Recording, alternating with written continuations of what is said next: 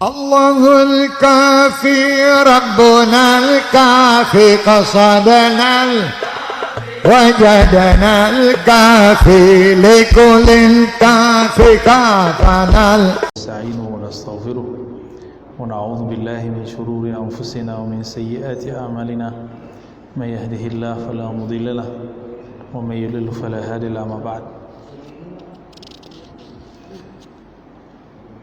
Suaranya agak kecil ya? Iya, penjelas. Ya, oke, alhamdulillah. Sebelumnya, Bapak Saudara makhluk Allah, kita membaca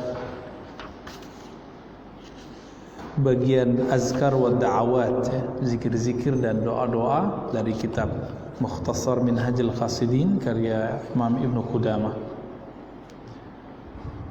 Sekarang kita akan masuk mengenai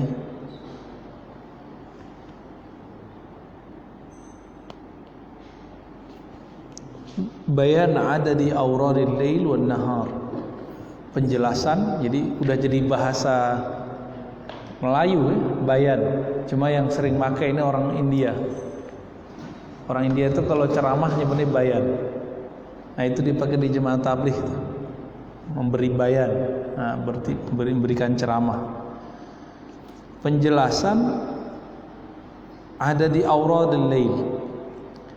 Berapa jumlah wirid berdasarkan waktu siang dan malam, berapa timingnya, ada berapa. Setelah dihitung oleh beliau, ketemulah tujuh waktu. Jadi ada 7 waktu kita berwirid. Dan kita sudah sebutkan sebelumnya beda zikir dengan wirid. Wirid itu zikir yang sudah dirutinkan, maka disebut dengan wirid. Orang kalau sudah berwirid, wirid itu kita rutin zikir. Maka pada saat yang tidak kita sadari, sebenarnya anugerah rohani sudah turun, disebut warid. Warid pakai dal ya. Jadi ada wirid. Ciri-ciri orang dapat anugerah rohani dari Allah, dia sudah punya wirid. Nah, Bapak ini harus punya wirid. Sebagai pertanda ada warid. Nah, duluan mana? Pada bab hakikatnya duluan warid. Duluan yang rohani datang kepada kita. Tapi pada zahirnya kita dulu yang berusaha. Sama di Quran itu, fazkuruni azkurkum. Sebut aku sebut kamu. Duluan mana Pak yang nyebut kita, apa Allah? Secara zahir kita, tapi secara hakikat Allah. Itu bedanya. Kenapa? Karena jangan pernah bandingkan wujud kita dengan wujud Allah. Allah wujudnya qadim, kita wujudnya hadis. Allah wujudnya dahulu, tidak ada awalnya, sedangkan kita berawal. Nah, maka tidak bisa dibandingkan, ya. Lalu beliau mengatakan, auradun nahar, wirid pada siang hari itu ada 7. Pada malam hari ada 6. Nah, kita buka yang pagi ini, insyaallah kita buka yang 7 di waktu siang. Nah, ini udah jadi wirid belum nih sama Bapak ini semua? Kalau udah berarti sudah punya warid di setiap time-nya ini. Kita coba lihat. Kata beliau, al-wirdul awal min auradin nahar ma baina tulu'il fajri tsani ila tulu'isy syams. Wirid pertama waktunya adalah dari terbit fajar kedua. Yang kedua itu fajar shadiq namanya. Jadi fajar itu 2 kali muncul. Dulu sebelum ada teknologi listrik cahaya seperti sekarang, sangat mudah membedakan ini fajar. Fajar itu artinya cahaya yang memantul di arah timur sebelum terbit matahari, disebut fajar. Fajar yang pertama itu fajar palsu. Jadi dia bayang aja. Buktinya nanti hilang, disebut fajar kazib. Setelah dia hilang, maka muncullah nanti fajar kedua, namanya fajar shadiq. Nah, ini yang disebut fajar kedua. Antara fajar yang kedua atau fajar shadiq ila tulu'isy syams, sampai terbit matahari. Ini saat sekarang bukan? Sekarang Pak, geleng-geleng kepala. Sekarang ini matahari belum terbit. Apa udah terbit? Belum. Berarti sekarang saatnya diisi dengan ngaji, diisi dengan berzikir, diisi dengan silaturahmi, diisi dengan baca Quran. Mana yang lebih tinggi?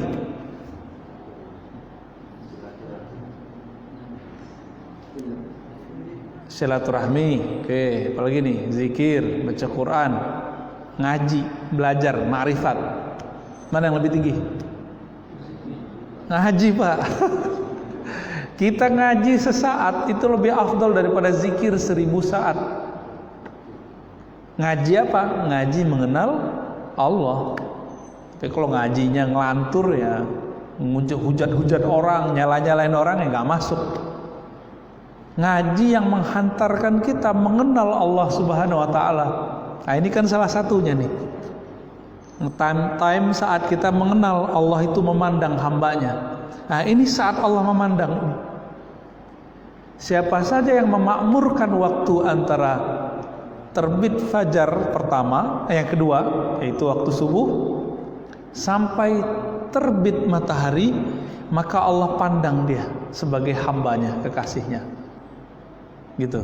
Beruntunglah yang mau bangun subuh.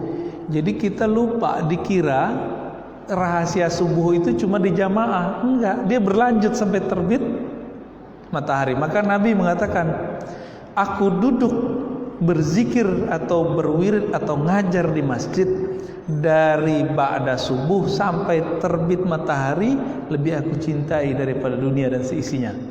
Nah begitu dalam hadis Imam Muslim. Dunia seisinya sebut aja Pak. Mobil terbaik apa? Yang harganya paling keren dah ya. Duduk sesaat ini lebih afdol dari itu. Sebut saja artis paling cantik. Antum nanti dapat bidadarinya lebih cantik dari itu. Itu maksudnya. Enggak amin lagi Pak, udah dijamin itu. Udah pasti itu. Tinggal mau husnul khotimahnya. Husnul khotimahnya jalannya cuma satu di sini.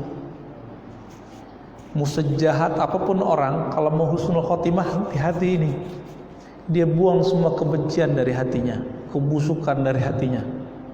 Kalaupun nanti terjebak maksiat, yang penting kolbunya udah bening, pasti Allah selamatkan. Itu cara husnul khotimah. Mau su'ul khotimah, mau sholat 1000 rakaat sehari, tapi isinya busuk, pasti su'ul khotimah.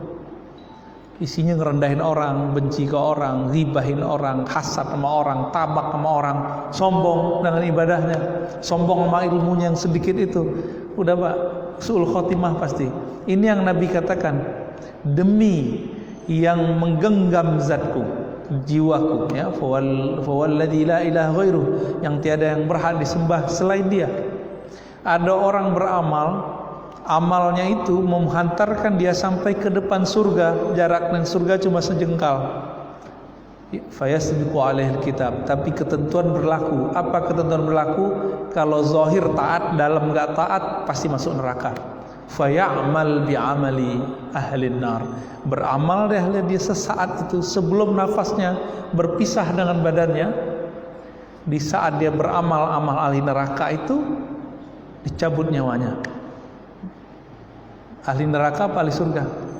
Jadi orang ini beramal fisiknya doang, batinnya enggak. Bukan, jangan salah paham, ntar dikira Allah enggak adil lagi ya. Ulang lagi syahadat Pak, amal sebelumnya gugur semua. Jadi siapa yang bilang Allah enggak adil, batal semua amalnya. Ulang syahadatnya. Taib. Oleh karena itu disebut di kitab ini oleh Imam Ibnu Qudamah, hadza waqtun syarif. Ini adalah waktu yang syarif. Syarif itu mulia dan sangat mulia. Mubalaghah, sangat-sangat mulia. Kenapa? Waqad aqsamallahu tabaraka wa taala was-subhi idza tanaffas. Karena Allah pernah bersumpah dengan waktu subuh sampai terbit matahari. Jadi kita nggak ada urusan mau NU, Muhammadiyah, Kementerian Agama, Muhammadiyah debat masalah subuh mundur kok cuma 8 menit, nanggung Pak. Di Turki itu orang masuk waktu menurut kita itu mereka masih azan setengah jam lagi. Habis itu baca surat Yasin, habis Yasin baru sholat 2 rakaat, habis itu sholawat 5 menit, baru sholat subuh. Jadi udah mau terang tuh di luar. Ini debat cuma ngurangin waktu 7 menit, itu udah kayak zombie ya. Udah kayak nyalahin itu, kayak mau makan orang waktu berdebat. Saya nyaksiin salah satu perdebatannya dulu. Ya waktu itu kita belum ceramah-ceramah beginilah ya. Jadi tim dari Kementerian Agama menjelaskan ini diundang, dibully Pak oleh mereka, oleh orang yang ingin mengundur waktu sholat subuh, cuma karena ada salah seorang syekh dari Arab datang. Kok waktu subuh kalian kecepatan ya? Ya. Padahal kalimat begini bukan untuk kita bermusuhan, dia cuma nanya doang. Dia kan nggak tahu di Katulistiwa kan memang begini, ya. Ramai sudah. Nah, presentasilah ini si orang, saya nggak usah sebut namanya. Waduh, masya Allah, bahasanya nggak enak. Belum ada Pak, perdebatan politik kayak sekarang belum ada. Ya, ngomongnya udah nggak enak. Ya, saya nggak usah ulang deh, nggak enak, ngingetnya udah nggak enak. Udah kayak mau makan orang gitu dia mendebat. Hasilnya apa sekarang? Cuma ngundurin 8 menit. Masa harus berkata-kata kotor ketika mengkritisi? Itu perbedaan fikih aja kan sebenarnya. Ya. Tapi ini bukan masalah institusi, ini masalah personal yang merasa benar. Nah, ini bahayanya ya. Nah, Allah Subhanahu wa taala bersumpah dengan waktu subuh. Was-subhi idza tanaffas. Maka siapapun yang memakmurkan waktu subuh itu, yang memakmurkannya cuma 15 menit dengan sholat jamaah dapat berkah, tapi berkahnya ya segitu. Yang memakmurkannya setengah dapat setengah, yang memakmurkannya sampai terbit matahari dia dapat dunia lebih baik bahkan. Ya, cuma nanti kerasanya nggak di sini Pak, nanti di sana. Ya, jadi kalau dilihat-lihat katanya lebih baik dari mobil termahal. Iya bukan di sini tapi di sana. Ya. Istri di rumah kok nggak berubah wajahnya jadi iya istri kita Pak ya iya. Nanti di sana. Apa kata beliau? Fayanbaghi lil murid idzan tabaha minan naum. Maka kalau tadi kita bangun dianjurkan berzikir. Zikirnya udah hafal semua kan? Persis sama bacanya alhamdulillahillazi ahyana, persis sama. Jadi yang antum baca itu sesuai sama sunnah itu. Segala puji bagi Allah yang telah menghidupkan kami setelah kematian, ya. Wa ilaihin nusyur, dan kepadanya lah kembali, ya. Ini ada dalam riwayat Imam Bukhari, ya, dalam kitab beliau, ya, Al-Fard. Begitu juga dalam kitab-kitab yang lain, kitab yang sahih juga ada. Ya. Dalam hadis Muslim ada doa panjangnya, ya. Amsayna wa amsal mulku lillah. Ya. Walhamdulillah. Ini yang masuk sekarang ke doa maksurat. Ulama-ulama Ba'lawiyah, sadah habaib itu mereka punya namanya al-wirdul latif. Nanti cari Pak ya itu, atau saya kirim ntar deh. Kita daftar wiridnya ada beberapa, kita kumpulkan. Kami ambil sanadnya dari ulama-ulama kita ambil 3 wirid. Wirdul latif, ratibul haddad, ratibul attas. Ini cukup sebenarnya. Pagi sore wirdul latif. Ini sanadnya lebih sahih daripada maksurat yang antum baca yang didapat di toko-toko buku itu. Tapi boleh gak baca maksurat? Boleh, bagus. Isinya sama kok. Cuma sayangnya maksurat yang antum pakai sekarang itu gak ada sanadnya. Sanadnya apa? Toko buku. Ya, dari mana didapat? Dari toko buku. Beda sama wirdul latif. Kita dapat dari guru kita dari guru, terus nyambung ke imam kepada Nabi sallallahu alaihi wasallam, ya. Dari Al-Habib Abdullah Al-Haddad nanti dia nyambung, kumpulan zikirnya itu didapat dari baginda Nabi sallallahu alaihi wasallam, menyambung, ya, dari guru-guru. Zikir kalau enggak bersanad tetap dapat pahala, keberkahan, tapi tidak berkah seperti orang bersanad. Dia dapat pahala, tapi keberkahannya dan powernya beda dengan orang bersanad. Contohnya gini lah, kita belajar silat berguru sama nggak berguru, yang nempel yang mana? Yang berguru Pak, walaupun cuma satu jurus ingat terus. Belajar bahasa asing lewat online atau langsung ketemu, itu lebih ngefek yang ketemu, kira-kira begitu. Nah, ini hebatnya berguru. Dalam hal duniawi aja beres Pak, apalagi dalam hal ukhrawi ya. Ada juga doa yang lain, misalnya Bismillahirrahmanirrahim. Itu doa-doa pagi semua tuh. Termasuk raditu billahi Rabbah wabil Islam. Nah, ini udah kumpul dalam kitab Al-Wirdul Latif, dalam zikir Wirdul Latif ya. Silakan diamalkan. Termasuk tadi imam kita habis sholat baca la ilaha illallah la syarikalah, disebut juga di sini. Bedanya yang dianjurkan banyak Pak, 10 kali. Kabur jemaah kita. Ya. Ya kan? La ilaha illallah la syarikalah lahul mulku wa lahul 10 kali. Bahkan di hadis yang lain 100 kali. Tuh. Ini imamnya kunut aja nggak mau ngangkat tangannya ya. Lalu ada yang favorit saya, itu doa Sayyidul Istighfar. Jadi wirid-wirid itu ada wirid istighfar. Wirid istighfar itu ada rajaknya. Rajaknya namanya Sayyidul Istighfar. Udah pada hafal kan?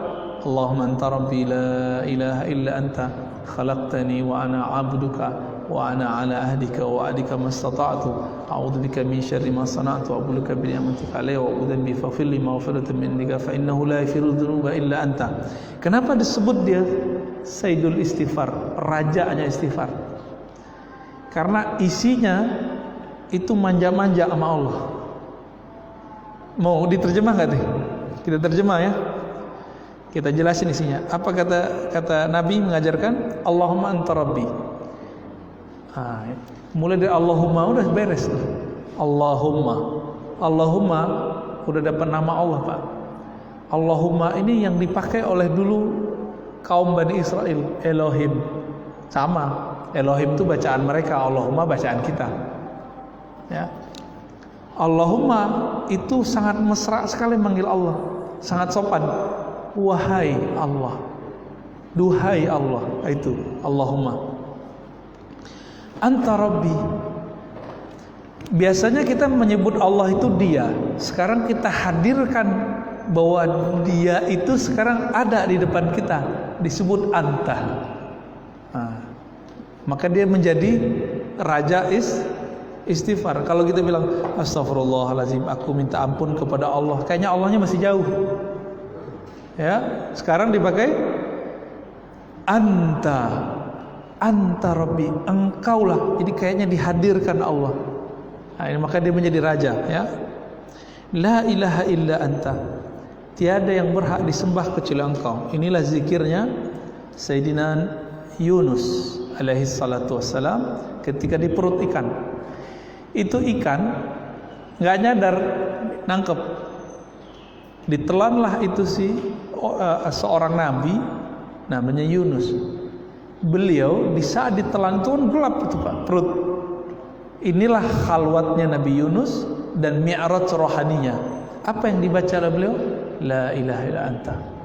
Ya, ditambahkan subhanaka inni kuntu minaz zalimin. Kenapa dia zikir la anta? Mau ngadu ke siapa lagi? Maka dia panggillah anta, engkau ya Allah.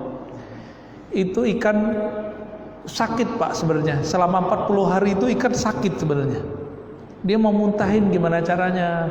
Di hari ke-40 ada mekanisme di tubuhnya baru dimuntahkan. Keluarlah Nabi Yunus. Berkah apa? Bacaan la ilaha illallah. Jadi antum punya masalah seberat apa aja, wiridin itu Pak, jangan putus. Pagi 100, sore 100, 40 hari pasti kelar. Jaminannya Nabi Yunus. Ya, Cuma kalau nggak kelar-kelar, jangan-jangan nggak ikhlas. Ya, baca tapi ngejar angka. Kalau Nabi Yunus nggak putus 40 hari 40 malam, makan apa beliau? Nah, ini rahasia lagi tuh. Ternyata baca kalimah la ilaha illa anta itu bikin kenyang perut, tapi nggak bikin kenyang istri, Pak. Anak nggak kenyang, itu masalahnya. Antum bisa kenyang. Ini kita sudah eksperimen kepada banyak murid kita nih, sahabat-sahabat saya, teman-teman saya, dan ya ini disebut di kitab ini al-murid, ya sahabat teman-teman kita lah. Dia lagi lapar, istrinya belum masak. Ya udah dek, abang zikir dulu ya. Zikir dia. Masaknya agak lama, tahu-tahu udah hampir 1 jam. Diajak makan sama istrinya. Apa kata dia? Udah nggak lapar. Bingung istrinya, kenapa? Dia kenyang dengan kalimah la ilaha illa anta atau la ilaha illallah. Ini sekarang udah kebukti, Pak. Kalimah nama ini bisa bikin kenyang orang, ya. Antum kalau percaya, saya pertemukan orangnya. Ya. Ada banyak orang-orang begitu sekarang. Cuma di antara banyak itu dibandingkan orang nggak zikir, tetap aja banyakkan orang nggak berzikir. Ant khalaqtani wa ana 'abduka. Jadi raja istighfar ini memulai dengan pengakuan, engkaulah yang menciptakan aku dan aku adalah hambamu. Nah, Allah tuh senang kalau kita bilang, ya Allah engkau yang menciptakanku, aku adalah hambamu ya Allah. Itu Allah tuh senang, ridho langsung. Wa ana ala ahdika wa wa'dika mastata'tu. Aku berdasarkan ya, perjanjianmu, maksudnya takdirmu. Wa wa'dika. Nah, kalau wa'ad ini baru kemudian ancamanmu. Mastata'tu, sesanggupku ya Allah. Jadi maksudnya gini, ya Allah, engkau perintahkan aku, engkau larang aku usaha untuk melakukan suruhan, berusaha meninggalkan larangan. Mastata'tu, ya sesanggupku ya Allah. Nah, ini bermanja-manja, ya. A'udzubika min syarri ma sana'tu. Tolong ampunkan ya Allah jika aku berbuat keburukan.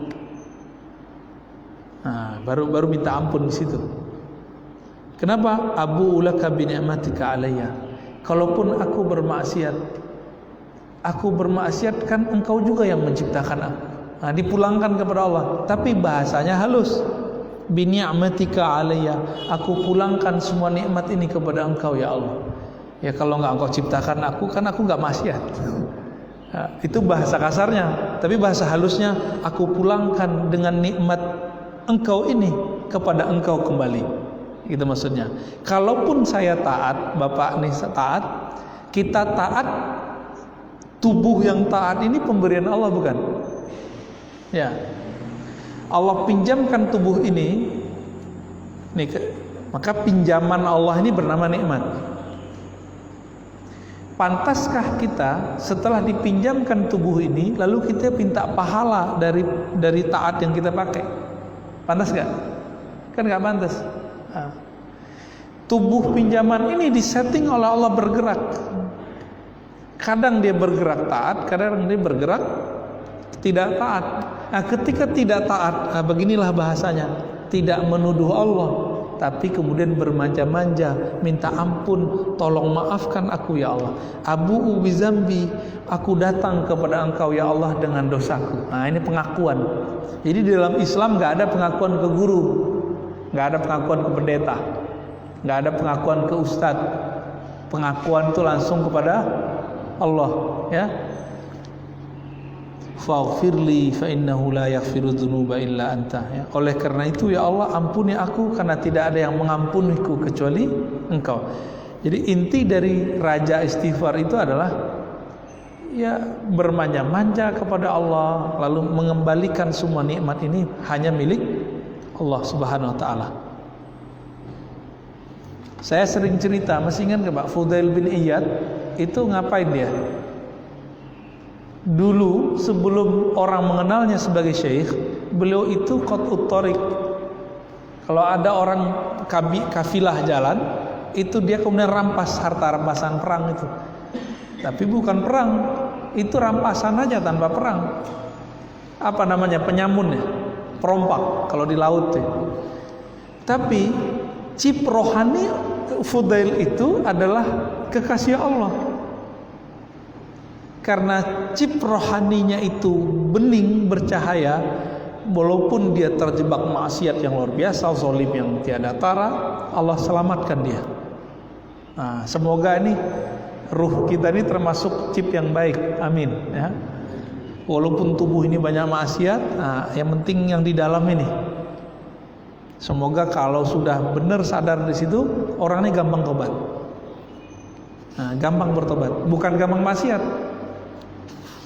Jadi ciri-ciri orang punya nur di dalam dirinya, diajak maksiat itu susah. Dalam hatinya itu bergejolak.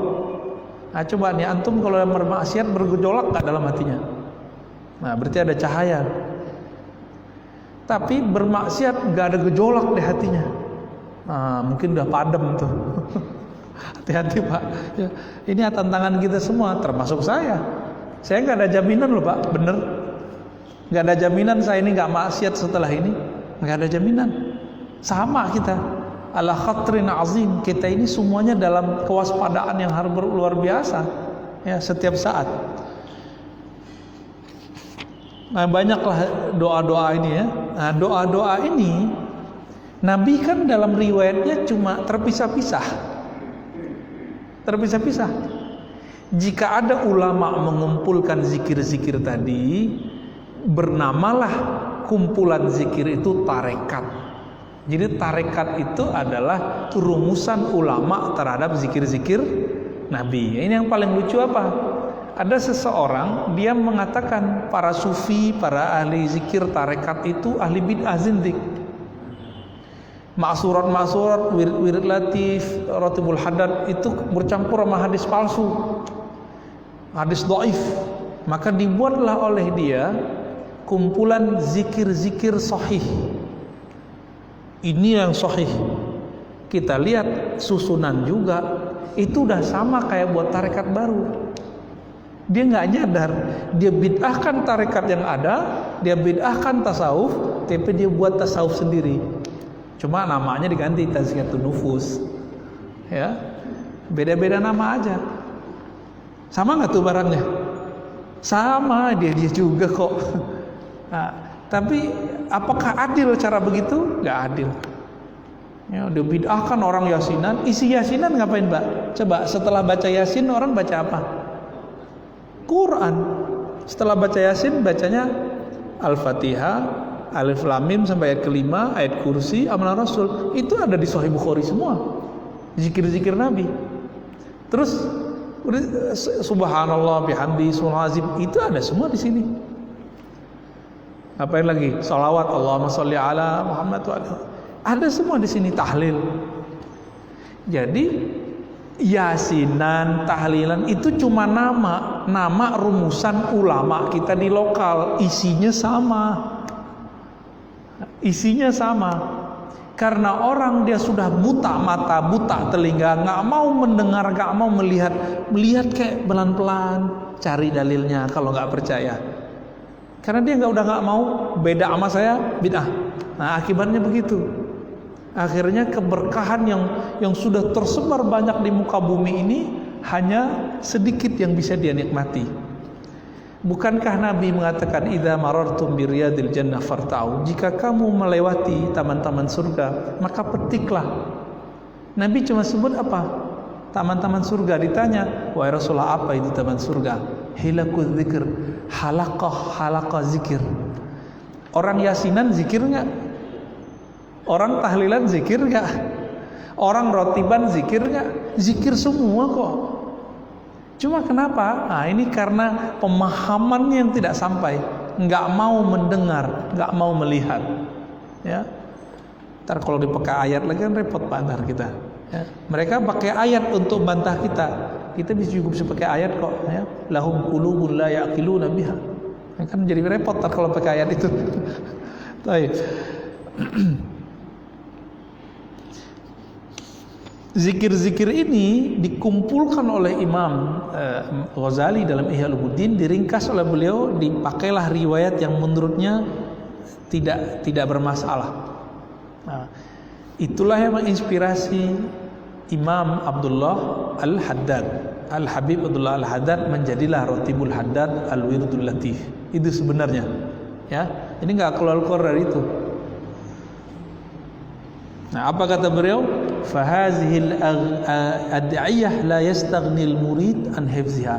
Nah, wirid yang ada di wirid latif, zikir-zikirnya tidak sepatutnya seorang murid, seorang salik untuk tidak menghafalnya. Jadi saran saya, kita itu punya zikir itu dan hafal, ya. Nanti saya kirim Pak ya yang wiridul latifnya. Silakan nanti. Ada yang terjemahannya, ada yang teksnya aja. Lengkap, sumber hadisnya ada di situ. Kalau ragu kan orang sekarang nanya mana dalilnya, itu ada di situ ntar. Mana dalilnya, ditanya mulu ya. Nah, apa kata beliau, ini diamalin nggak Pak? Kalau masuk masjid baca doa nggak? Diamalin nggak? Kaki kanan apa kaki kiri? Serius? Kalau lupa kaki kiri masuk, mundur lagi Pak ya. Mundur aja lagi, nyesal ntar dunia akhirat. Ya. Kenapa? Dulu ada seorang imam namanya Muhammad Ma'sum, keturunan Umar Al-Faruq, tapi tinggal di Delhi, ya, karena terjadi migrasi besar-besaran di zaman terdahulu. Beliau ahli hadis, ahli zikir.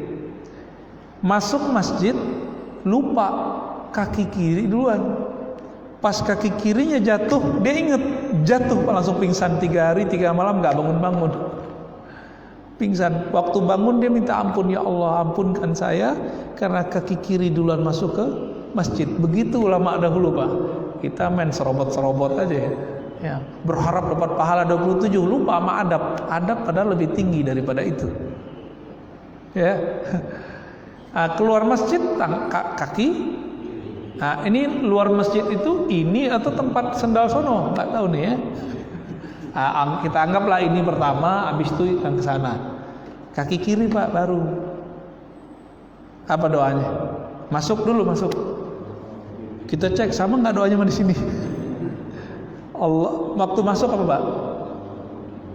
Allah maftahli abwaab rahmatik. Ini kata kunci.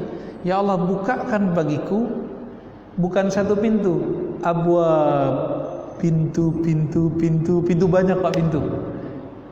Banyak pintu rahmatmu. Tapi giliran mau keluar ke dunia, Allahumma inni as'aluka min, pakai min. Sebagian dari anugerahmu kasih aku ya Allah. Ya, berarti rezeki terbanyak di masjid, bukan di luar. Itu sebabnya Nabi dan para sahabat kalau mau usaha, mereka sholat dulu 2 rakaat di masjid baru berangkat keluar. Kalau mereka mau keluar kota ya, keluar kota, keluar negeri, ntar pertama datang Nabi ke masjid dulu sholat 2 rakaat baru pulang. Begitu Nabi.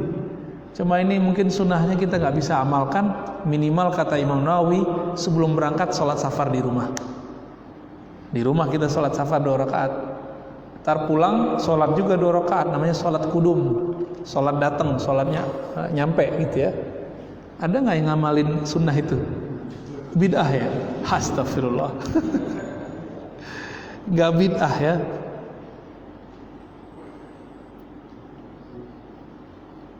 Nah, ini baru salah satu doanya. Ada doa yang lain ya. Di sini dikatakan yang lengkap Pak. Idza dakhala ahadukumul masjidah. Hadis Imam Muslim. Jika kamu masuk masjid, falyusallim 'alan nabi. Maka ucapkanlah salam kepada Nabi. Jadi awal kita masuk kita apa? Assalamu alayka ya ayuhan nabi, atau Allahumma salli ala sayyidina Muhammad. Lalu thummal yakul, bacalah Allahumma ftahli abwaab rahmatik. Gitu. Berarti apa yang duluan? Sholawat. Loh kenapa sholawat duluan? Kalau nggak ada Nabi, masjid nggak akan kita pakai seperti sekarang. Ya, tanda terima kasih. Yang paling bagus tuh kalimat salam yang kita baca lagi tahiyat. Assalamualaikum ya ayuhan nabi wa rahmatullahi. Itu paling cakep itu Pak. Coba diamalin nih. mulai hari ini biar nggak usah ngapal-ngapalin, kan udah hafal. Masuk masjid, assalamualaikum ya ayuhan nabi, hadir itu Pak Nabi. Cuma kita nggak lihat aja. Nabi itu setiap ada yang salam kepada beliau hadir kepada orang ini. Apa ruhnya? Ruh kan cahaya, datang dengan kecepatan cahaya. Kalau fisik sih untuk Nabi bisa, untuk kita enggak, ya. Jadi tidak benar kalau ada orang mengatakan ciri-ciri ya orang sesat itu dia membayangkan bahwa Nabi hadir di depan, itu nggak benar. Justru Imam Ghazali mengajarkan jika kamu membaca dalam tahiyat assalamualaikum Nabi, hadirkan Nabi di depan membalas. Jelas itu, ya. Ini karena teman-teman kita ini kan dia nggak tahu, dia bilang nggak ada. Ini problem ini. Kalau nggak tahu bilang aja sih nggak tahu, ya. Tobat gitu. Tobat kepada Allah karena kita nggak tahu. Ini pertobatan karena nggak mau sadar, ini bahaya. Jahilun murakkab ini. Ini dosanya udah berlipat ganda. Ini kalau ditanya orang, saya nggak tahu, jawab nggak tahu. Emang susah menjawab nggak tahu. Gengsi Pak ya. Padahal lidah gampang kan, saya tidak tahu kan gampang. Mudah kok, cuma 3 kata. Sekarang karena lagi tren gitu Pak. Jadi kalau saya pengajian di beberapa tempat, itu pertanyaannya pakai kertas begini. Setan muncul, apa kata setan? Ente harus jawab semua. Malu sama jamaah nggak dijawab. Jelas itu Pak, di telinga saya jelas dengarnya, tapi orang nggak denger itu. Akhirnya kita bacalah, pengen jawab semua. Alhamdulillah Allah selamatkan. Beberapa itu saya nggak mau baca, karena berkaitan dengan hal-hal yang bisa membangkitkan setan yang tidur di tubuh kita. Contohnya ini, Bapak kalau mau maksiat, terus menahan diri nggak maksiat, itu kedengeran tuh Pak. Ayo mumpung kesempatannya. Yang denger kita doang. Coba aja rasain, ya kan? Ada orang susah, apa kata dalam hati kita? Bantu dia. Itu malaikat yang ngomong itu. Dalam hadis dikatakan bahwa setiap kali orang berzikir, maka setan yang tadinya dia punya tusukan, itu yang tusukannya tadi ditarik. Jadi dia nggak bisa ngirim sinyal ke dalam hati kita. Baik.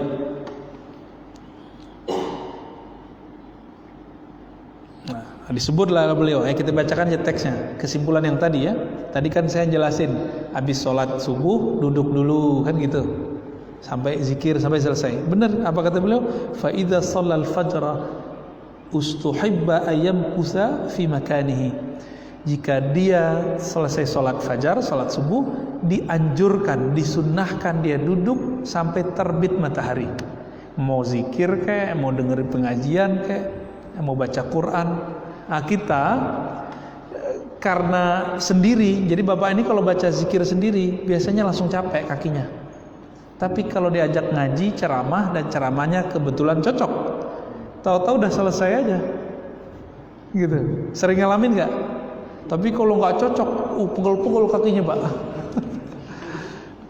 Sikis itu Pak, sikis dia. Waktu yang kedua, ma baina tulu'i syamsi ila duha, antara terbit matahari sampai waktu duha, disebut waktu syuruk. Nah, tapi nggak hanya syuruk, ini panjang ini waktunya. Apa kata beliau? Wazalika bi madiyyi 3 sa'at min an-nahar idh fardu an-nahar 12 sa'ah wa huwa rubu' ya.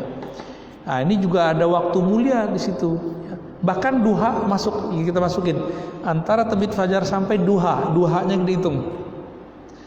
Nah, dianjurkan kalau ada waktu kosong, misalnya lagi libur di rumah, sekali seminggu Pak, sekali sepekan, hidupkan 12 rakaat di waktu duha.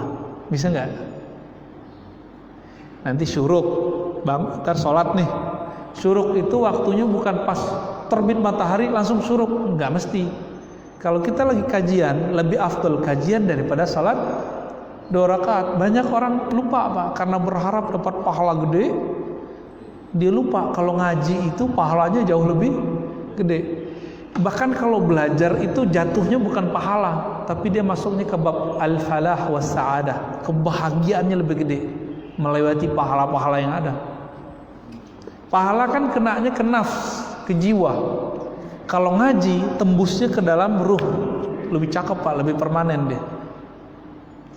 Nantinya untuk jawabin malaikat di kubur kan bukan sholat Bapak, enggak. Dulu Bapak ngaji apa? Hanya itu yang bisa jawab. Dulu saya pernah bahas, masih ingat gak? Malaikat Munkar Nakir ketika orang masuk kubur yang ditanya sholatnya atau siapa Tuhanmu. Yang mana yang ditanya? Mana berapa rakaatmu? Ada gak begitu? Gak ada Pak. Jadi malaikat tuh gak ada urusan. Kita punya tabungan sholat gak ada urusan sama dia. Dia mau nanya orang ini kenal Allah, kenal Rasul atau tidak. Dua pertanyaan itu aja deh. Kamu kenal gak sama sosok ini? Ditunjukkanlah wajah Nabi Muhammad Sallallahu Alaihi Wasallam. Beruntung kalau sudah ketemu Nabi. Kalau gak ketemu Nabi, pelajari sifat-sifat Nabi. Nanti kalau ditanyain sama malaikat Munkar Nakir, kita, oh itu dia, itu Muhammad Rasulku. Selamat Pak. Jadi nggak lolos mungkin di pertanyaan pertama, lolos pertanyaan kedua. Ya. Jadi pengajian yang mengenalkan kita kepada Allah dan membuat kita cinta kepada Rasulullah, pengajian ini lebih utama daripada Bapak ibadah 1000 tahun. Kira-kira begitulah. Kenapa?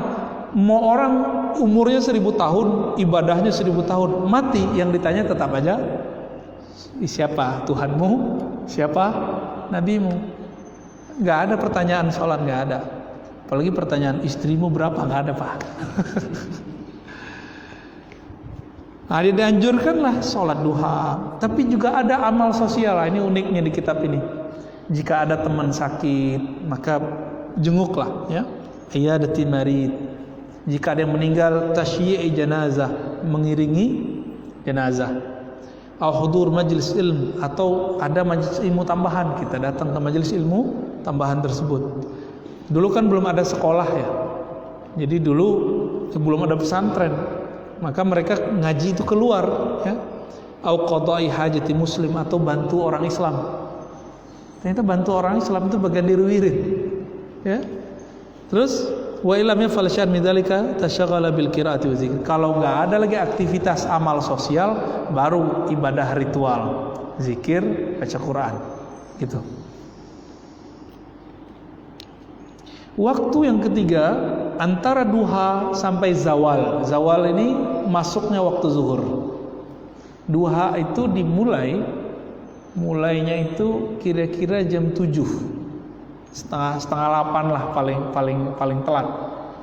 Afdolnya jam 10. Berakhirnya kira-kira jam setengah 12 atau jam 11. Jadi kira-kira mendekati zuhur. Jadi kalau udah mulai panasnya matahari sekitar jam 11 atau setengah 12, itu waktu duhanya sudah hilang. Disebut dengan permulaan sebelum istiwa, namanya waktu istiwa. Tergelincir matahari disebut zawal. Ya, ngapain kita? Kata beliau, nah ini ngikutin zaman kitab ini tulis Pak ya, biar Bapak paham juga. Dulu kitab ini tulis orang kerjanya jam berapa?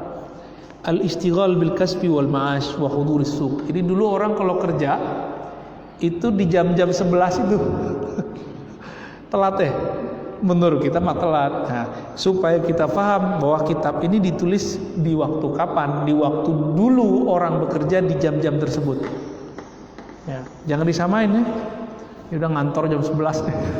Jangan Pak. Tapi kalau Pak Agun bisa, dia yang punya kantor dia kayaknya. Wahudur suq, datang ke pasar jualan, ya rugi bandar kalau sekarang ya. Orang di kita ada pasar, ya jam 3 orang udah rame. Gak usah gitu di pasar kaget, tuh pasar kaget Pak ya. Kalau teman kita ini nggak ngisi tempat itu jam 3, udah nggak punya tempatnya. Nah, namun ini akan berubah dengan perubahan tempat dan masa. Ternyata nggak ada di sini Pak, tidur habis subuh nggak ada. Cuma boleh nggak tidur habis subuh? Sebenarnya dasarnya boleh, pada dasarnya boleh. Nah, tapi orang untuk melarang tidur habis subuh pakai hadis palsu. Kita cek bukan hadis, ternyata itu amalnya Imam Ahmad bin Hambal. Jadi Imam Ahmad ini punya anak, dia punya berdagang, dagangnya mulai habis subuh. Anaknya ba'da subuh tidur, dibangunin pakai kaki Pak. Gimana manggilnya Pak? Jang, tong bangun, dikakiin. Kata beliau, Allah lagi bagi-bagi rezeki, ente kok malah tidur. Nah, kenapa? Karena pintu rezeki dia di waktu pagi. Jadi beda orang, beda ini.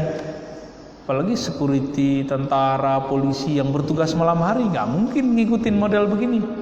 Jadi jangan gunakan riwayat-riwayat yang nggak jelas untuk membenarkan kebiasaan kita yang baik, lalu nyalahin kebiasaan orang yang buruk. Betul, tidur ba'da subuh itu kurang baik. Cuma bagi orang tertentu dia perlu. Nah, contohnya nih, Bapak tinggal di daerah subtropis. Subuh jam 3 Pak.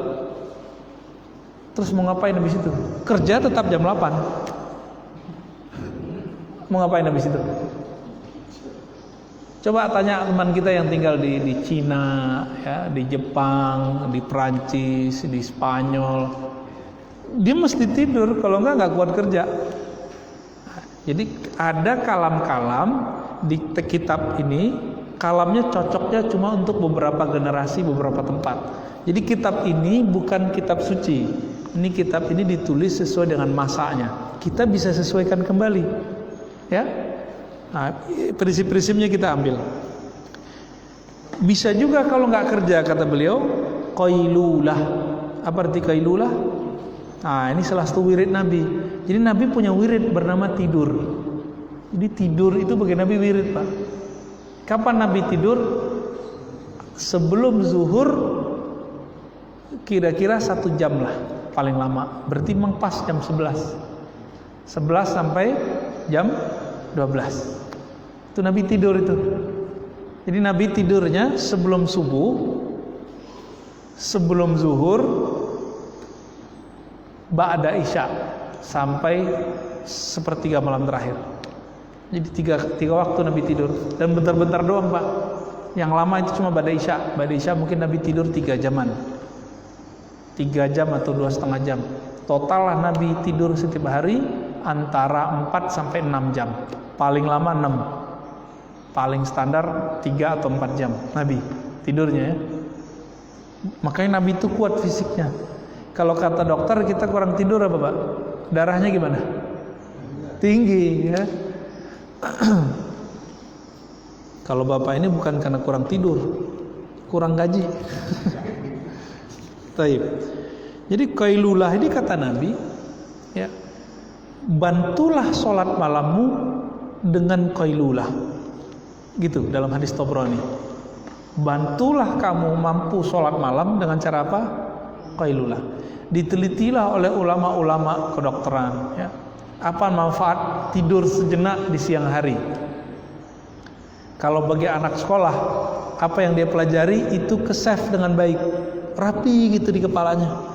Maka anak-anak kita yang masih sekolah, anjurkan dia tidur walaupun sejenak, atau minimal dia tiduran, gitu. Sebentar aja, itu perlu. Bukan nge-game Pak, ya. Ya, anak kita tiduran tapi nge-game aja, sama aja bohong. Ya. Di kita, nah, orang-orang yang suka, ini rahasia yang sudah menjadi penelitian kedokteran. Jadi udah nggak rahasia lagi, udah menjadi mukjizat kenabian. Ya. Orang-orang yang suka tidur sejenak di siang hari, dia punya fokus tinggi. Bahkan berdasarkan penemuan kita, orang yang suka tidur sejenak siang hari, insya Allah dijaga dari stroke di akhir tuanya. Nah, ini perlu dijaga nih Pak, diamalin ya. Niatnya apa? Bukan supaya nggak stroke. Nanti kalau stroke ntar saya yang disalahin lagi. Apa niatnya? Ingin mengikuti tidurnya Nabi, tapi jangan kebablas. Tidur jam 11, bangunnya jam 4. Sama aja bohong, ya. Enggak begitu yang kita maksud. Dulu kan belum ada jam begini Pak ya. Tapi kata beliau, "I'lam anna al-lail wan nahar 24 sa'ah." Ketahuilah bahwanya siang malam itu 24 jam. Ini disebut di kitab. Gimana caranya? Lihat aja film-film Cina sama Korea lama itu kan ada cara ngelihat jam mereka itu. Sama mirip modelnya. Wirid keempat, waktu keempat yaitu antara zuhur ilal faragh min salati zuhur. Agak pendek. Dari waktu zuhur tergelincir matahari sampai ke selesai salat zuhur. Nah, ini ada amalan nih. Amalannya apa? Minimal salat ada 4 rakaat sebelum salat wajib zuhur, ada 4 rakaat setelah wajib salat zuhur. Lalu ada amalan antara azan dan iqamat, doa kayak zikir kayak itu masuk sana. Wirid yang ke-5 setelah sholat zuhur, sholat sunat sampai waktu asar. Nah, ngapain kita nih? Kalau lagi ngapain Pak? Zikir aja banyak ya. Ishtighal bi dzikri was shalah wa fununil khair. Kalau Bapak hobi nulis, seni, ngelukis, di saat-saat itu bagus tuh ya.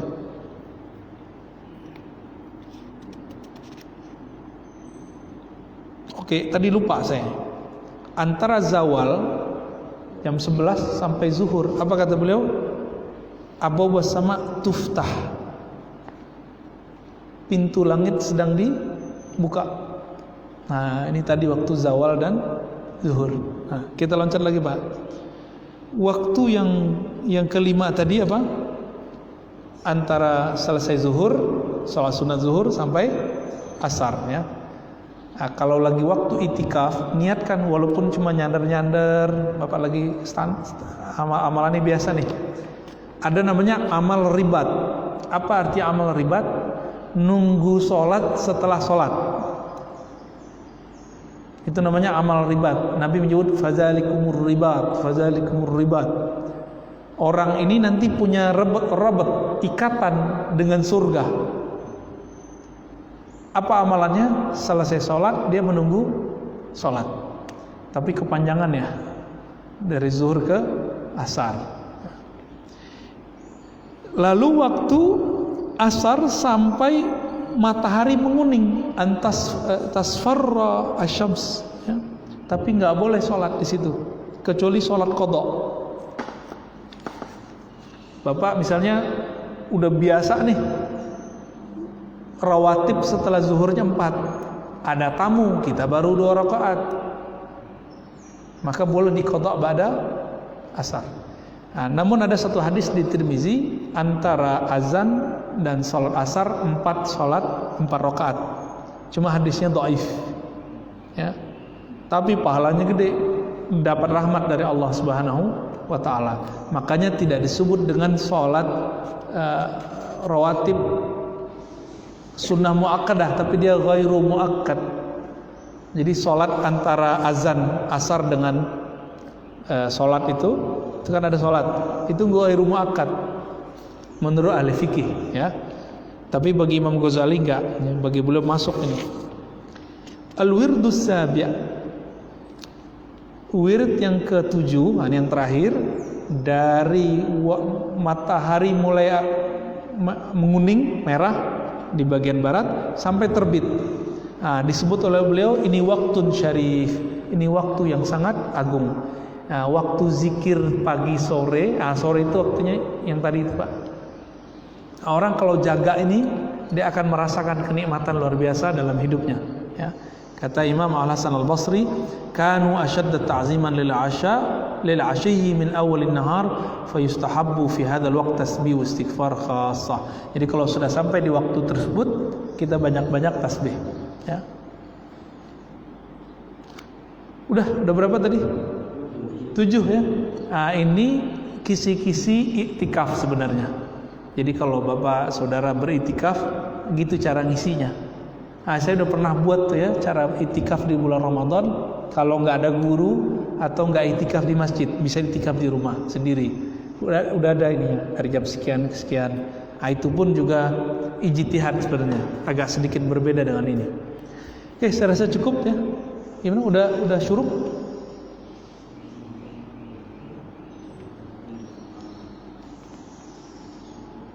Lupa ya syuruknya jam berapa ya. 52, berarti udah masuk dong. Oke, mau ada tanya jawab atau enggak? Cukup? Cukup lah ya.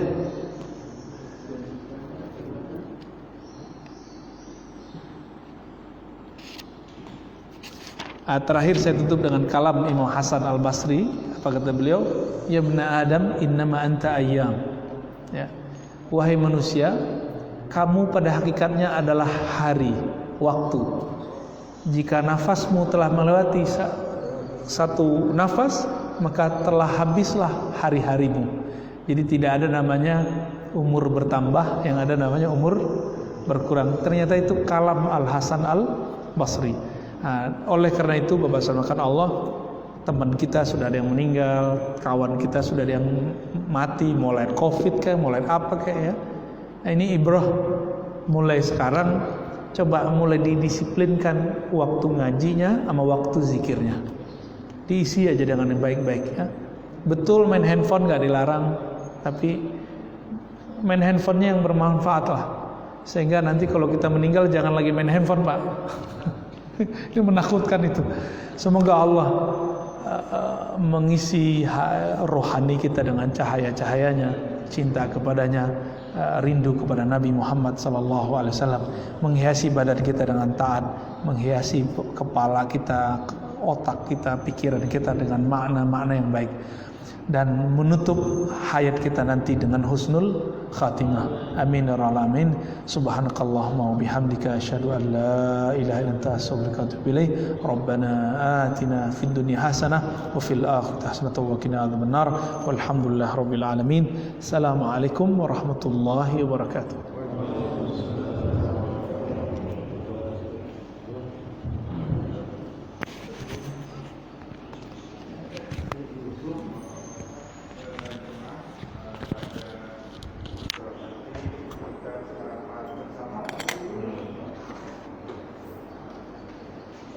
Sudah.